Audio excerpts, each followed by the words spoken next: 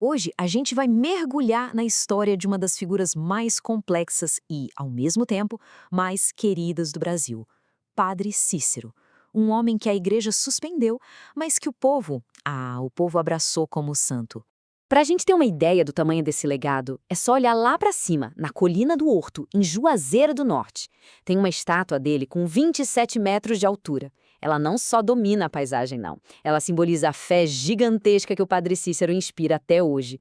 E essa fé não é só um símbolo parado lá no alto. A gente está falando de gente, de milhões, com M maiúsculo. Milhões de romeiros que, todo santo ano, vão até a cidade que ele praticamente fundou, fazendo de Juazeiro a verdadeira capital da fé do Nordeste.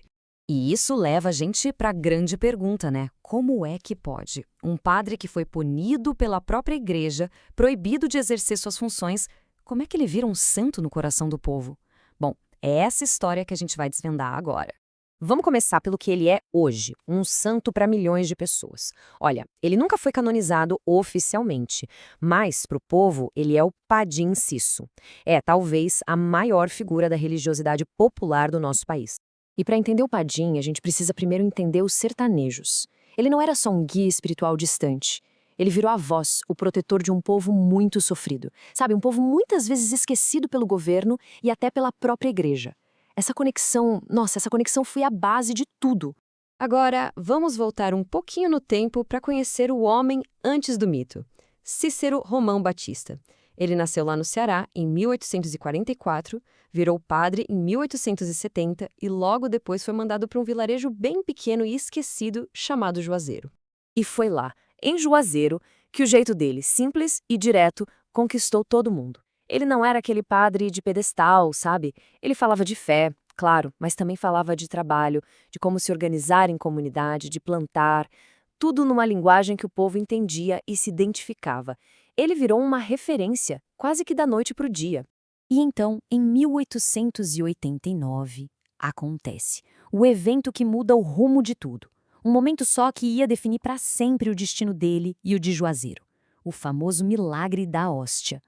Imagina a cena. No meio da missa, Padre Cícero dá a hóstia para uma beata chamada Maria de Araújo e a hóstia vira sangue na boca dela. A notícia disso, que ficou conhecida como milagre da hóstia, se espalhou como fogo no sertão. E o mais curioso é o que veio depois. Uma divisão total. De um lado, o povo, que viu aquilo como a prova definitiva da santidade do Padim. As romarias explodiram. Do outro lado, a igreja oficial, que viu um problemão. Abriu investigação e, no fim, aplicou punições bem duras. E aqui está o grande paradoxo da vida do Padre Cícero. Mesmo sendo punido, proibido de celebrar missa, ele nunca se rebelou. Ele continuou obediente à igreja. E essa postura, em vez de enfraquecê-lo, só fez o povo admirá-lo ainda mais. E aí acontece uma coisa irônica. O mesmo evento que causou a punição religiosa dele acabou virando a fonte do seu enorme poder político. Já que ele não podia ser padre em tempo integral, a sua autoridade moral se tornou uma força que os políticos da região, os coronéis, simplesmente não podiam ignorar. E essa escadinha aqui mostra direitinho como uma coisa levou a outra.